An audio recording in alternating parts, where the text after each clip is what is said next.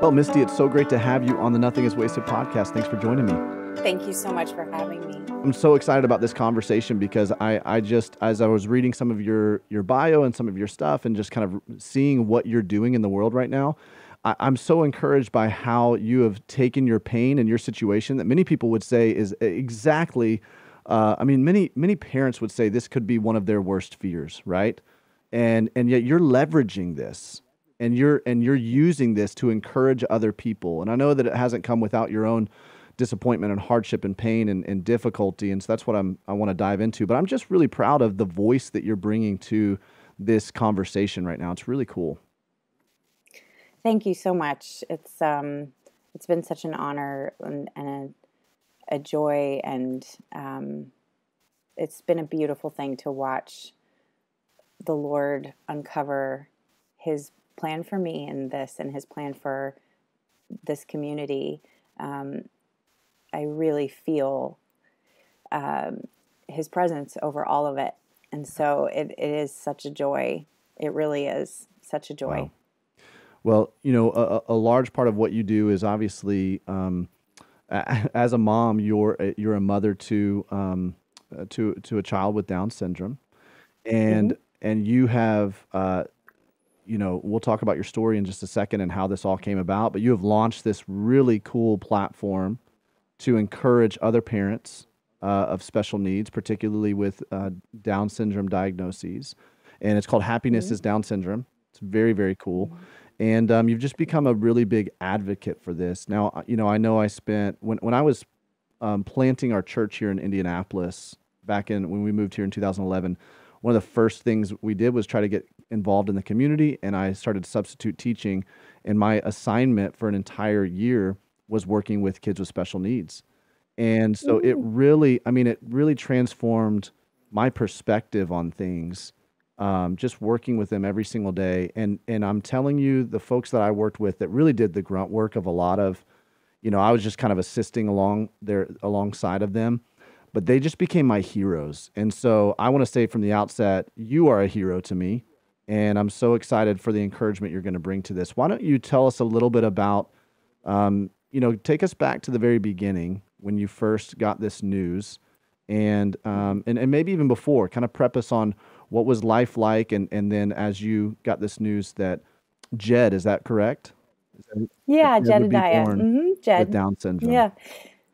Yeah, I would love to. So we had one son already, our older son Clay, who's now 4, and I'm an only child and desperately wanted a sibling. My whole life was brought up by a single mom and just wanted that family unit that I so desperately craved.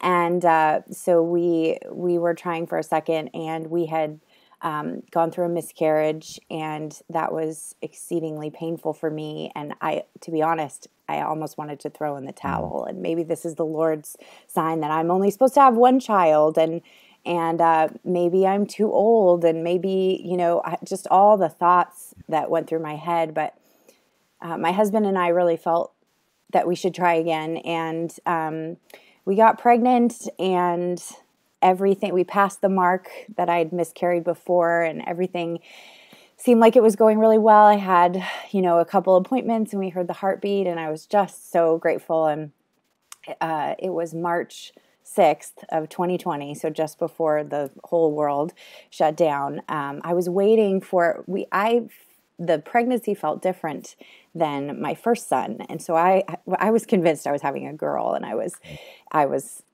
desperate to find out because I wanted to have, girl clothes thrown at me, and to shop. And so I did some genetic testing, and we hadn't done any testing with my first son. So this was a whole new experience. So we did some genetic testing to find out the gender of the baby, and it took a long time to hear back.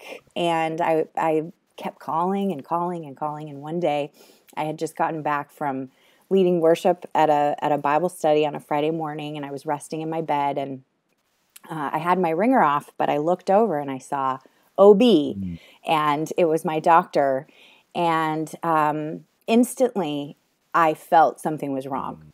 She had this cold, distant tone in her voice.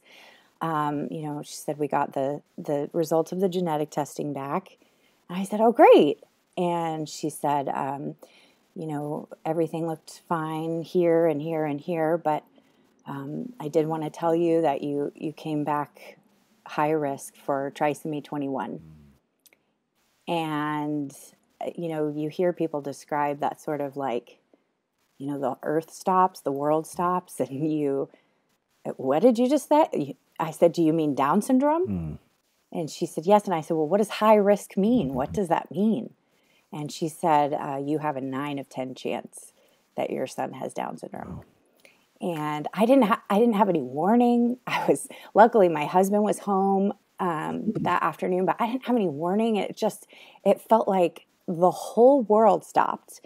And, there was I still get emotional about it because I empathize with who I was then.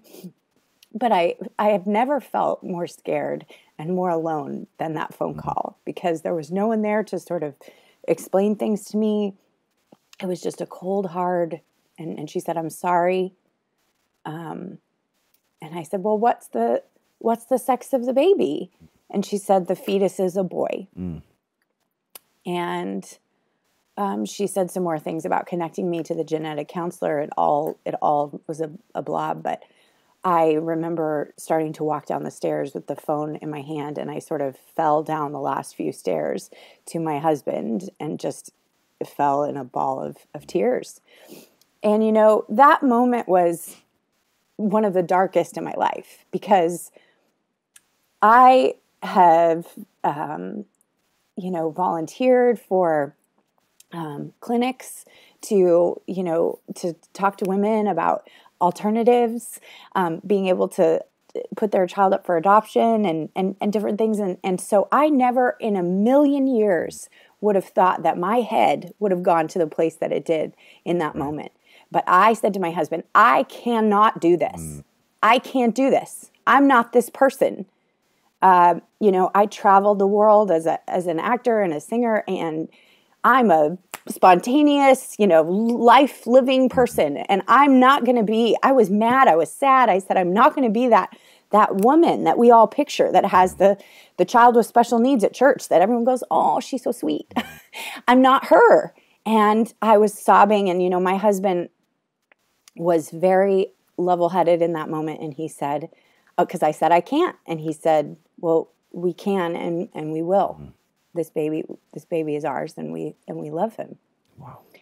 And I needed something that simple said to me in that moment, because my head was jumbled. And when he said that, I knew he was right, but I was still terrified. And I had the hardest weekend of my life after that phone call. And on Monday, we went in to see the genetic counselor. Wow. So I have a new understanding for women who feel that there is no alternative. I do, because I have never felt so stuck in my entire life, stuck in my body and couldn't get out. Like, let me escape from this reality, because I did not ask for this. I did not sign up for this. This is not for me. So that's how it happened. But on Monday, we went to see our genetic counselor, and I can tell you without a shadow of a doubt that room was filled with the Holy Spirit. I was afraid. I'd heard before that genetic counselors say, immediately offer abortion, immediately, give you all it's going to harm your son, and all the fears that I had. I was afraid. I was so afraid. And we walked in, and this woman was an angel. She never brought up termination. She never, she spoke to the fear I had about my older son. She said, children who are people who have siblings with Down syndrome report to be better people because of their siblings, more compassionate, more understanding. She said, your son is going to learn so much more about compassion and empathy. And she spoke a little bit to our marriage and all the things that I was so afraid of. She spoke to them. And I later wrote to her and said, you were a game changer for me. Do you know if she is a believer? She never said it. She never said it, but she never even alluded to it. I did in my email, hoping she'd like Yeah, that jump she on would. it, Yeah. but she never did. She never Well, did. I say that because it was kind of occurred to me as you're sharing this, and obviously I don't know the background of your OB either, but you described kind of this, almost cold, standoffish in some ways, which, my wife's a medical professional. And so she has to give really difficult news to people sometimes. And so I don't envy that position whatsoever. Right. I mean, they're doing this over and over, but sometimes in the medical profession, they get so accustomed to this that they can become kind of calloused. And sometimes that's a way for them to cope with it because they're like, man, I don't want to enter into this place with empathy. But I'm curious if you can commentate on that a little bit. This was a news that created a moment for you that made you feel, as you said, the most alone that you've ever felt. Like there was nobody there to explain it to you. And yet you contrast this with this meeting with this genetic counselor where you felt the power of the Holy Spirit. We've got so many medical professionals who are listening to this. We've had people write in saying this has been so helpful to me as I'm working with, patients in COVID ICU or working with, you name it. It's helpful to understand how to approach these things as believers, almost like espionage believers, right? Like covert operations in the marketplace and how we handle these difficult situations in a context that's outside of pastoral. Can you talk about that a little bit? What you wish you would have experienced, what just color that a little bit for us. First of all, Davey, I'm really grateful that you prompted this by saying, it's difficult for people in the medical profession because I was angry. I was very, very angry. And I still have moments where I go, oh, if only she'd done, if only I, the if onlys. But I'm really glad you said that because I don't envy that position at all. But I do think this is such an important question because the tone and the phrasing and the words, they matter. They matter. No matter what you think, no matter if you're like, oh, this poor person, I wouldn't want to be them in a million years. That's not your job. Your job is to deliver the message and to, state the facts. But it felt like a death diagnosis. It felt like someone was saying you have 6 months to live. And that tone set a weekend of the inability to get out of bed. And so I do think that doctors and nurses and medical professionals have a unique opportunity to deliver this news with with a hopeful tune, in the sense of just because it's a diagnosis or a path that you didn't expect and that you might not have chosen, it doesn't mean that there isn't hope and light and life at the end of it. And our words matter. Yeah. And to your point, you don't even have to be this like real outspoken, gregarious, sharing the gospel in that moment, right? I mean, obviously that's, depending on where you work, that could be against, some of your work agreements and stuff, right? Obviously. And so to, consistent with your experience with this genetic counselor, she was just focusing on the positive side of these things and trying to rebuke the fear that was inside of your heart, right? And this is what we as believers embody. We embody this idea of faith over fear. We're going to look at the redemptive nature of this before we look at, kind of the fallen nature of this. And we live in the fallen nature. We experience the fallen nature, but the fact that she was able to tune her voice in such a way that it lifted your spirit, and she didn't even say the words Jesus or give you any kind of overt indication that she is a believer, she still brought kingdom into your life through this. She did, and I think that is such a good point because she never even alluded to it. She never even alluded to having this faith, but the words that she spoke were filled with hope. And I think that's important to point out because when you get past I'm speaking specifically of Down syndrome, when you get past all the Google mess about Down syndrome, and you really get down to people, which is what my platform is about, you actually see that the facts say so much. Yeah. So much of what we think about Down syndrome is old news.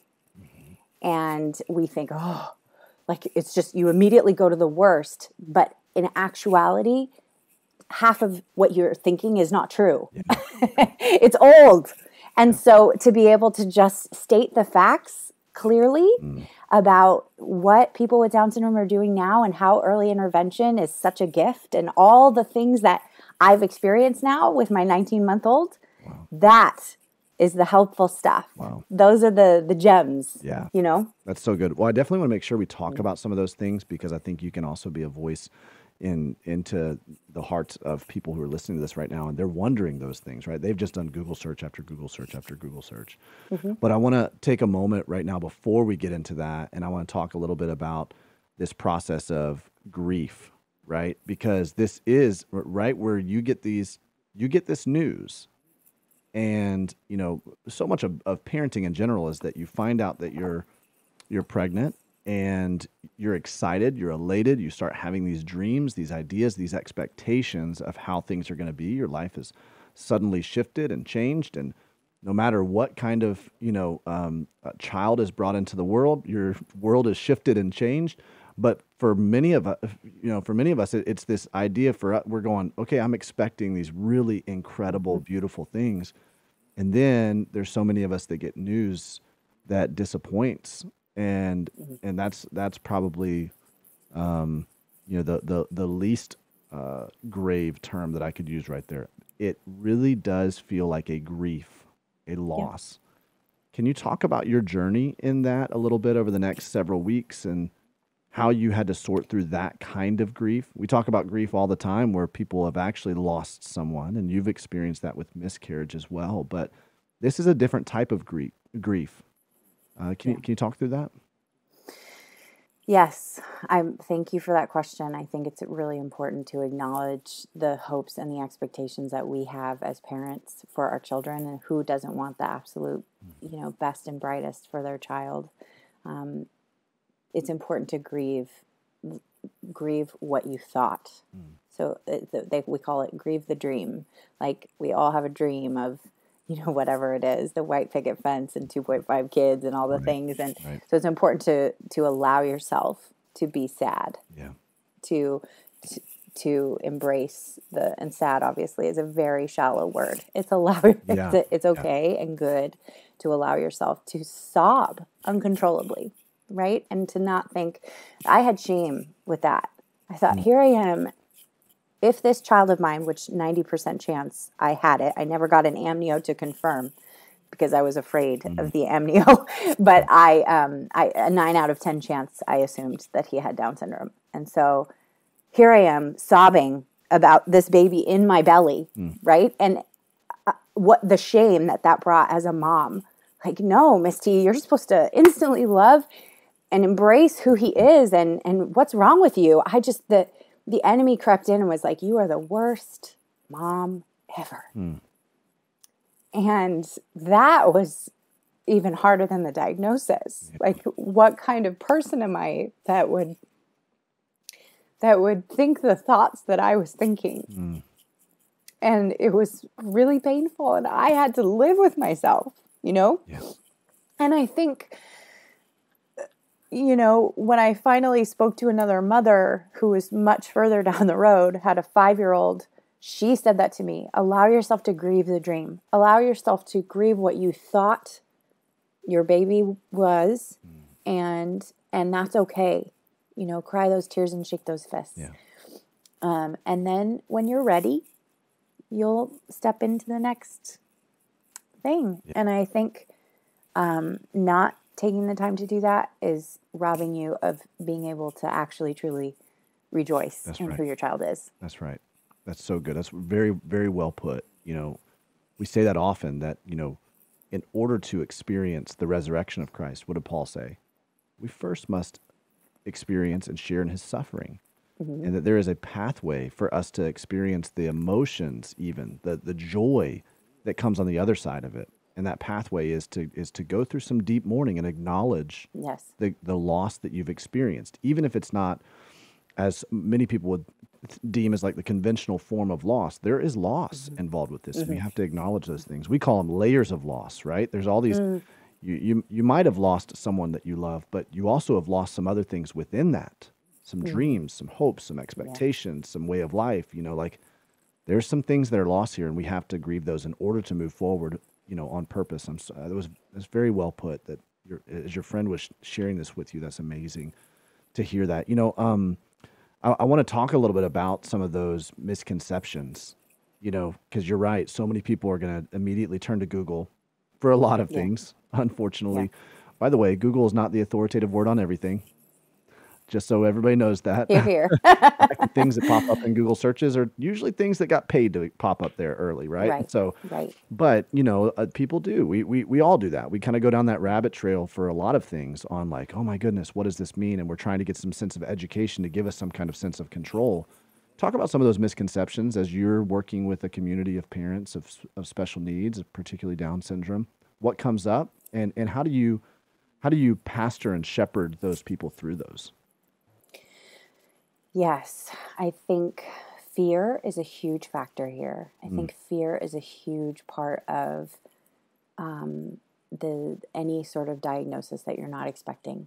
Fear of the unknown, and that was certainly number one in my brain. I am so scared because when you do that Google search late at night at 2 a.m, you see all the things that could go wrong, a long list, and even some medical professionals would say they're more prone to this. They're 50% of them have heart defects.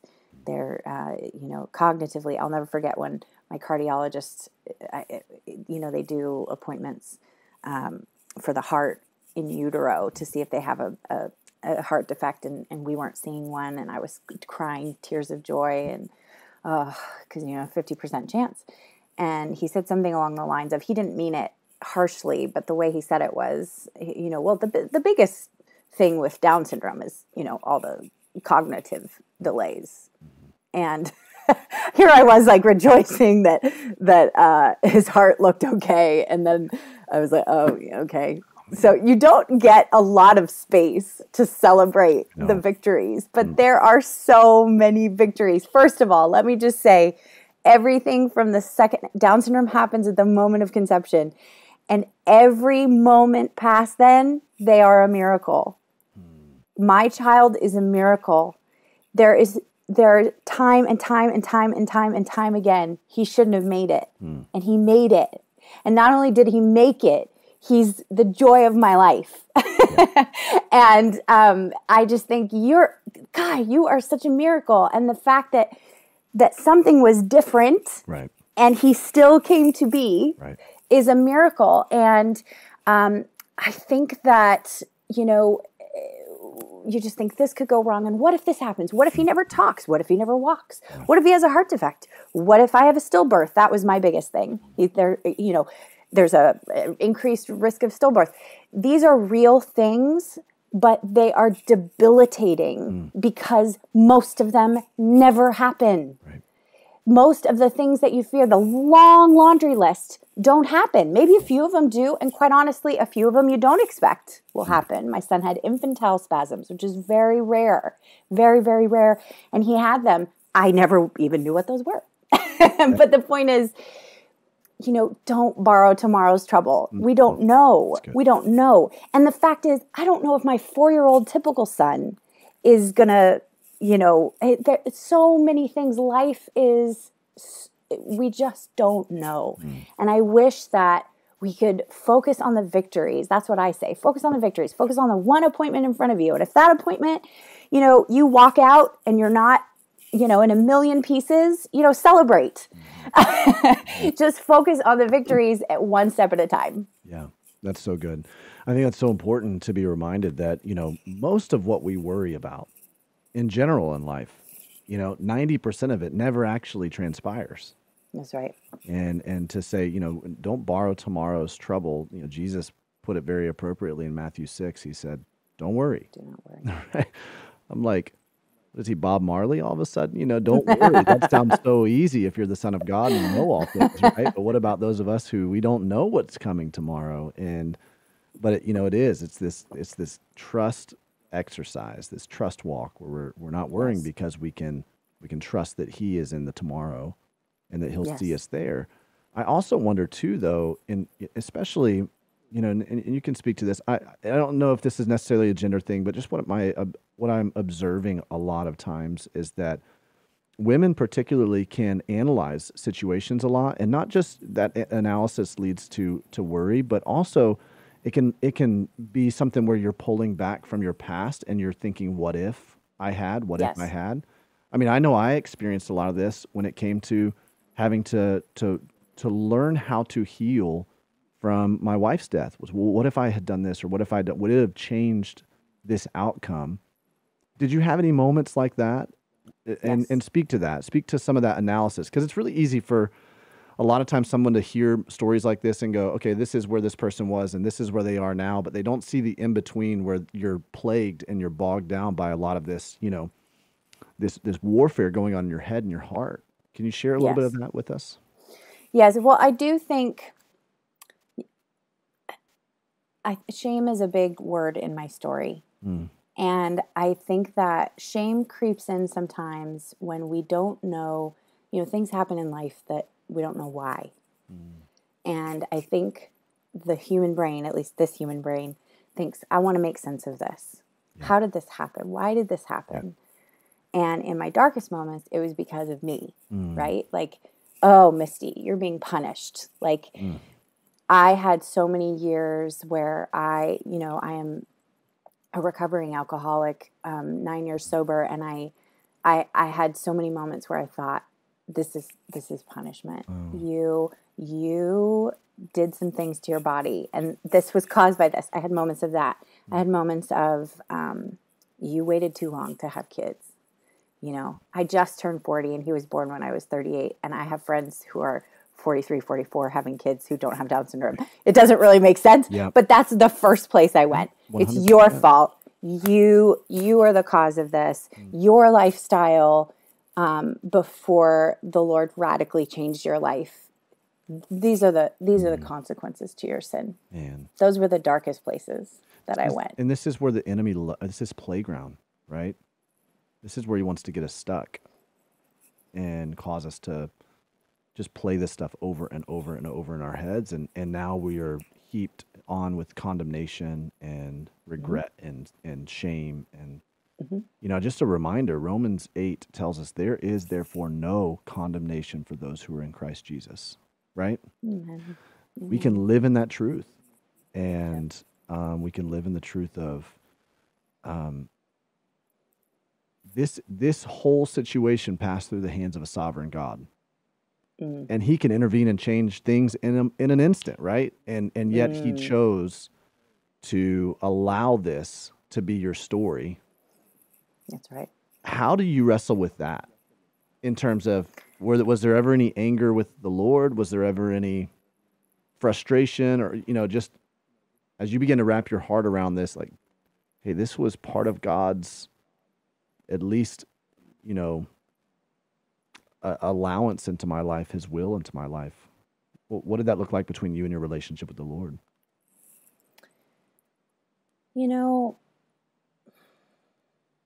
I feel like I definitely had moments with the Lord where I was like, God, have I not had enough? My life has not been easy. And so much of it has been through poor choices or sort of turning my back on what I knew to be true.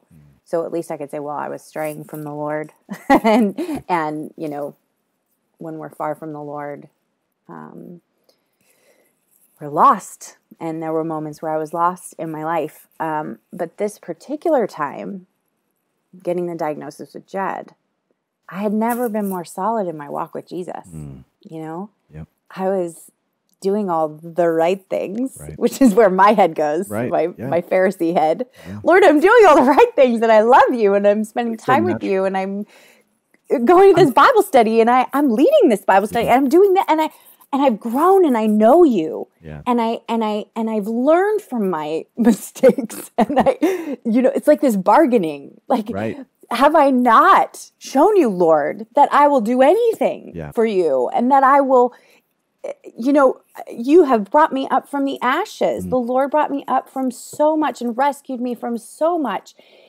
And in my darkest moments, I was just like, why, God? Can I just coast for a second? Yeah. Can I just have can you just give me an easy peasy life for 2 seconds? But where I landed from that sort of wrestling was, I don't want an easy life. Yeah. I want a full, rich life filled with Jesus. Wow. And I say that through clenched teeth, because who doesn't want to sit by a pool and tan? Come on, It's we're nice to have human. that, every once in a while, a week or two here. Exactly. I do like the easy moments, but you know what? I don't want what can come from that. I don't want the shallow. I don't want it. And it's so interesting, because the day that I got the diagnosis, I had gone to a Bible study, I had led worship, and we had this very deep, rich conversation around what we were studying. And all the girls in the Bible study reminded me that I said, I don't want an easy life. I want the Lord to shake me up and show me more of who he is. Wow. And guess what? Yep. The next day, I got the diagnosis, and God shows me more of who he is through this journey. That's not me saying, oh, my journey is so much more holy than yours. It's me saying, I see more of his character. Yeah. I see more of his love. I see more of his characteristics. Jed can sit with me. He's 19 months old, and I had a really hard day the other day, and I was sobbing. And we were sitting at the top of the stairs, and Jed put his little teeny hands in my hair, and usually he yanks my hair. He's going like this with my hair. And I kid you not, we sat there for 5 minutes, which for a 19-month-old is a big deal. Yeah. Just played with my hair. And I'd look up at him, and he'd go, and then he'd play with my hair. And I'm telling you, in that moment, I saw what it means to sit with someone through their pain. Yeah. More than any time in my life, through a 19-month-old. And that's from Jesus. Yep. Man, that phrase right there, I can have an easy life, or I can have a rich life. It's like, wow, that's profound. Yeah. It's profound. And that's true. It's a scriptural principle. I remember my counselor saying, Davey, the wrong fight is to try to make life easy. Life is not going to be easy. He said, the right fight is to figure out, how do I live well in a difficult world? And for me, that was a game changer, because living well means that I'm going to live a rich life, a fulfilled life, a life where I'm going to know Christ more and be known more by him. Yes.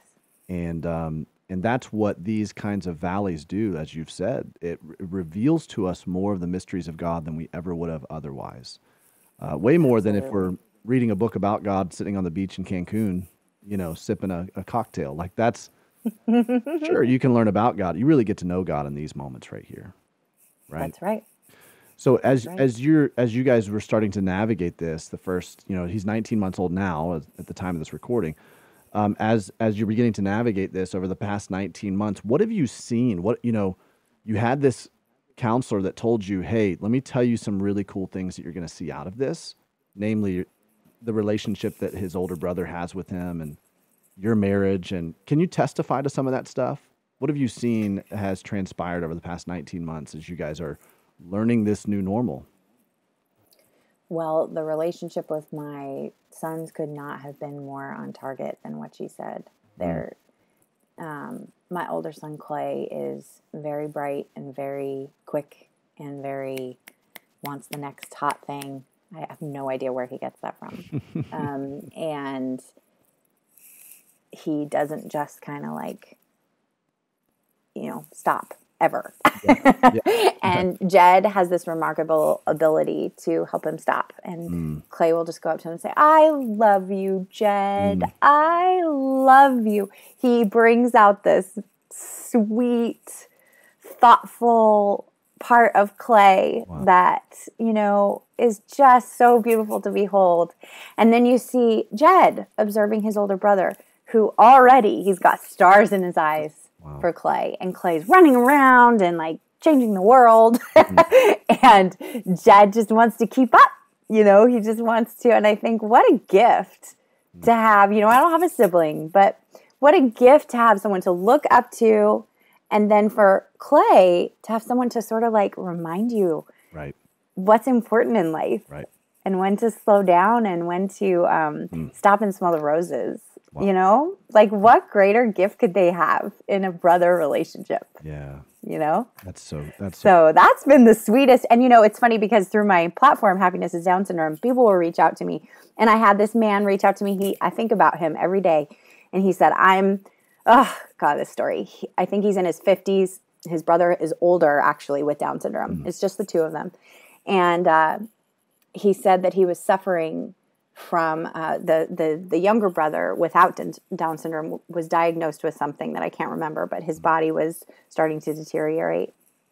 And he said, my brother with Down syndrome will just take my face in his hands when I'm shaking, when this disease is taking me over, and he'll take my hands and put them on my face, and he'll just hold me there to still my hands.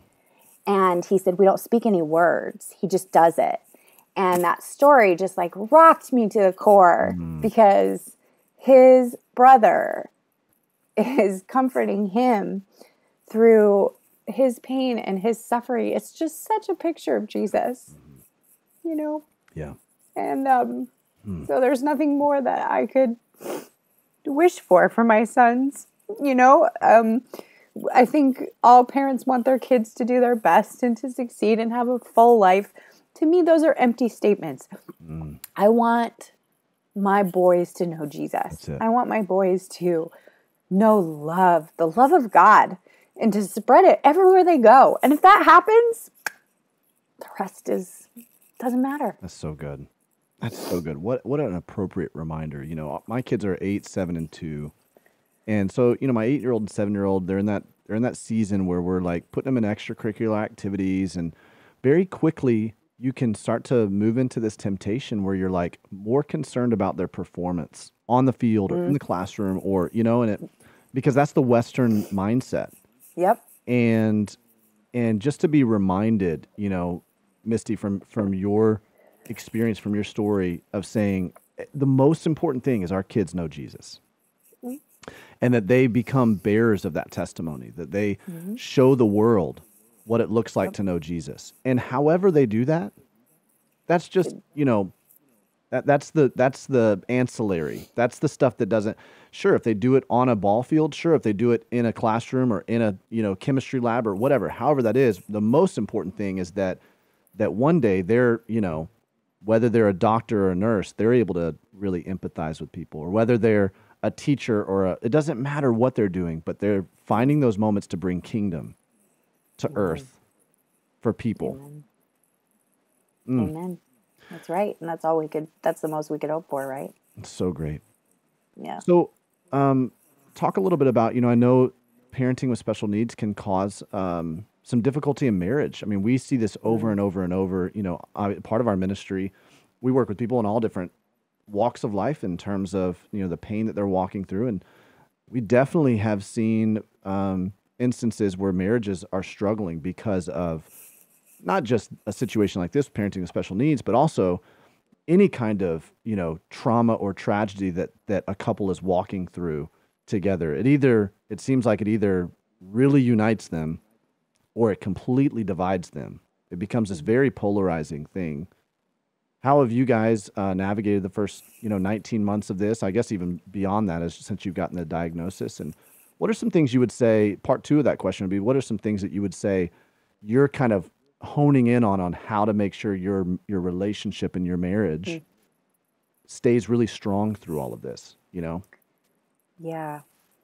Well, I'm going to be honest. It has not been easy. And again, I didn't ask for an easy life. It Yep. has not been easy, mostly because, and this is what I really want to emphasize here. I think we see, whoa, families who have a child with a disability, they really struggle. And that must be because the child has a disability. Mm. It's not that. I just want to give like a picture into what it is, at least for my family. It Yeah. has nothing to do with Jed's diagnosis. Mm. It has everything to do with when something happens that changes the way that you've lived your life. Yeah. So in our case, we have a lot of therapies and we have things that we do to help Jed. When something happens that changes or alters or like moves the tectonic plates, there,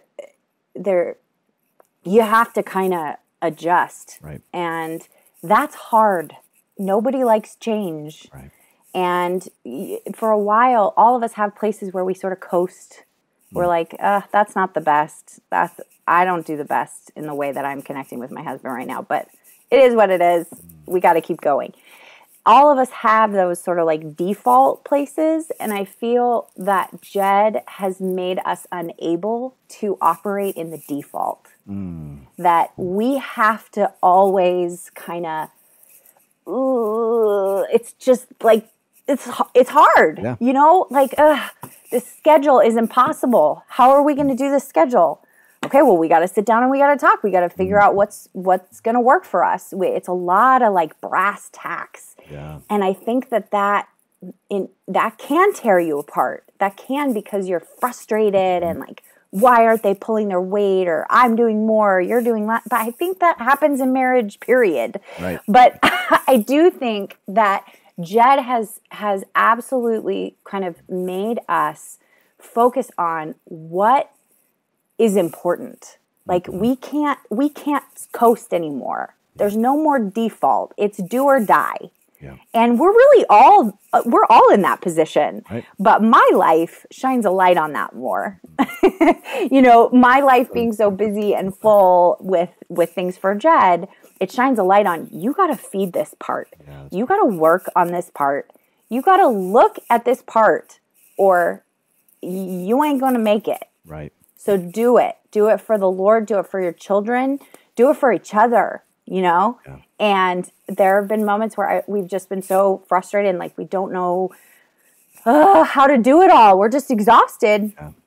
And I will just like, you know, hug him and like snuggle into his chest because there's nothing else to say or do. You're just tired and you just have to like, you know, I'm so glad you brought this up because it's a reminder that you just gotta like, don't hang on to the crap. Just hug him.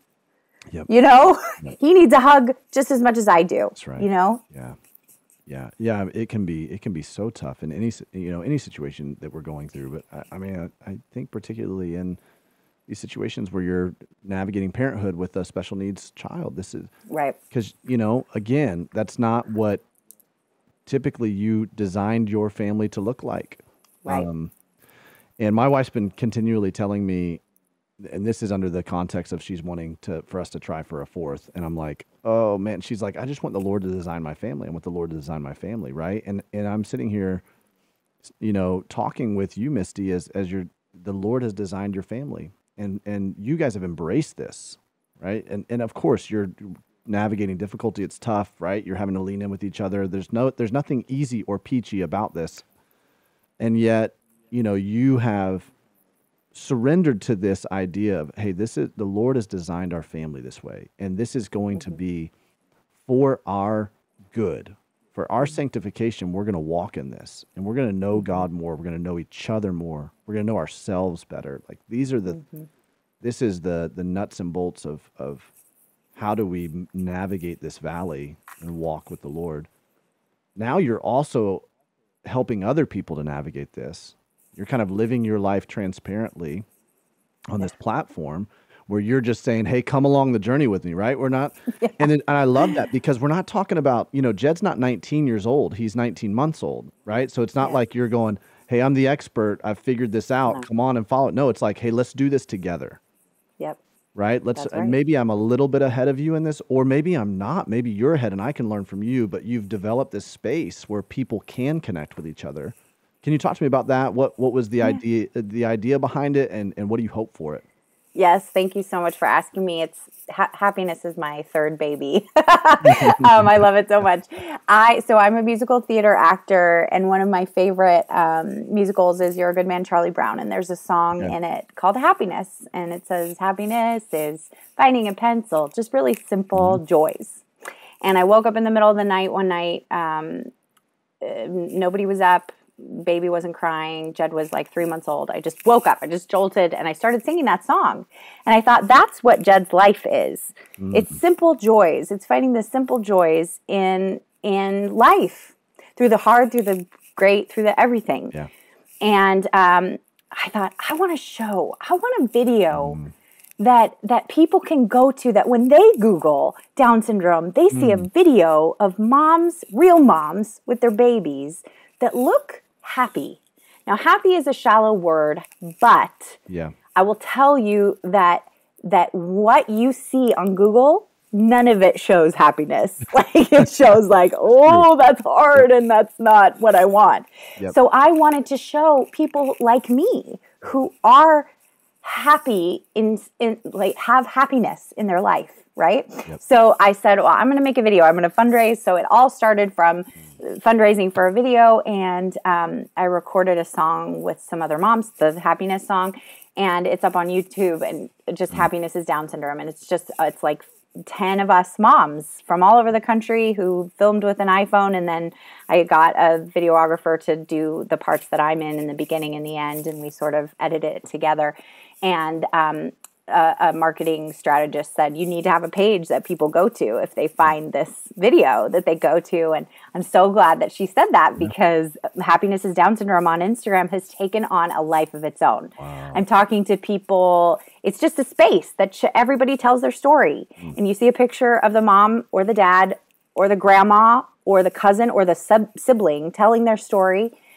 And and you hear parts of your story in every story. wow. And that's so important. That's what you're doing here, Davey, is like, I can listen to something and go, I don't have that experience, but I know what that feels like. I know what she's talking about. There's someone besides me who feels this way or who has felt this way. It's a chance to be honest. It's a chance to show the hard, but it's also a chance to shine a light on the beauty. So that's what happiness is. And I can tell you, it has been one of the greatest joys of my life. I never in a gazillion years thought that this would be something that I'm so passionate about. Yeah. And it is my passion project. Oh my So, goodness. Misty, I just pulled it up on Instagram. If you're watching this on YouTube, I'm gonna put this right here. I'm putting it right on the screen if you're watching the YouTube. If you don't know we're on YouTube, go to YouTube, and then you can see just a little snapshot of Happiness is Down syndrome. It's this is remarkable. This is so cool. thank you. I Thank love you. it. And Thank you. you see smile after smile after smile after smile. And I do want to emphasize this. You're right. Happiness can feel like a shallow word. One, you're contrasting the other side, the other story on Google, which we major media loves doomsday, right? And it gets clicks, right? Mhm. And yet humanity, our heart desires the other story, the story of Mhm. redemption, the story of, and I'll say this, yes, joy is the deeper, uh, Yes. the deeper fulfillment, right? I don't even want to say emotion, but it's the deeper side of that idea of happiness. And yet it manifests itself in happiness many times. And scripture Yes. talks about happiness, right? It talks about Yes. how there's weeping, but then that weeping can be turned into dancing, Yes. right? You dance when you're happy. My kids run around and do dance parties, and they're telling Alexa to put all these songs on. And I'm like, wait, should we be listening to this? Hold on a second. But they're dancing, and I love that, because here's what I'm sensing from you. I mean, I can just across the internet and right here on this, you exude this. You have this deep joy. You're choosing to look at this differently. We call it a good eye, and yet you're also exuding happiness out of this. There's smiles, and that's what you're bringing to this whole topic right now. And I love it. And so I want to Mm. encourage everybody to go Happiness is Down syndrome on Instagram and follow what you're doing, Misty. What would you say to somebody who right now they've just received this diagnosis, and this is a providential thing that, man, they've turned on the Nothing is Wasted podcast and they've heard you, or someone referred them to this episode because what would you tell them? You're grabbing coffee with them. You're sitting across the table with them. They've just received this diagnosis. They're in that fog, that stupor that you were that weekend before you saw the counselor. What would you say to them? I would say, first and foremost, you are not alone. You are not alone. There are many who have gone before you, and there are many who will come after you. You are not alone. And I would say, find community. Find people who have walked where you are walking, whether that's in the prenatal stage that I did. I went to the DSDN, Down Syndrome Diagnosis Network, and they have chats on Facebook where you can be in a group of moms who are pregnant with a child with Down syndrome. You can express those fears and those real, raw moments in real time with people who are feeling them at the exact time that you are. Wow. It's a hugely powerful thing. Find somebody who's going through what you're going through the DSDN. Find community. So reach out, and if you're someone who knows someone going through this, and you can connect someone in some way. My pastor connected me to someone who had a daughter with Down syndrome, and I spoke with that woman for 2 hours on the phone. Wow! And she told me about Lisa being the greatest joy of her life. Wow! And that's what separates the men from the mice when it comes to changing your path. Like, right? So we're on this trajectory. We're going. Like, there's no stopping this train, but we get to choose how we move forward. And find your community. You are not alone. Share your story, no matter what stage you're in. If you're mad, if you're sad, if you're grieving, share it. All of us get it. You're not going to offend anybody. Share it, because it takes the steam, it takes the darkness and the shadows and the closeting away when you share it and you say, I felt this awful thing, and somebody else goes, yep, I felt that too. That's huge. Yep. It's huge. So share your story. You are not alone. Find your community. If you personally reach out to me on Happiness is Down Syndrome, I will be the one responding. Wow. So I'm here for you. And there are many, many, many others who are too. And I'm going to say it carefully, but congratulations. It's hard to hear congratulations when you're upset. Wow. But what you've been given is a gift. Yeah. If anyone is listening, you've been given a gift. That's so good. That is so good. Whew. Misty, thank you so much for spending time with us. This has been wonderful, and I know it's encouraged so many people who are walking a very similar road that you're walking. And is there any other place? I mean, Happiness is Down Syndrome. That's one place that we can connect with you. Anywhere else we can connect with you or follow what you're doing? Mostly through both Facebook and Instagram. I also have a blog, happinessisdownsyndrome.tumblr.com. But the most active place is Instagram. You can find it on Facebook as well. And like I said, if you reach out to me on Instagram, you're going to hear from me probably at 3 a.m. So reach out, connect. Even if you don't have someone with Down syndrome in your life, but you want to know more, please reach out. Hey friend, if you liked this episode, be sure to like and subscribe so that you can stay in the loop every time Nothing is Wasted releases a piece of content here on this YouTube channel.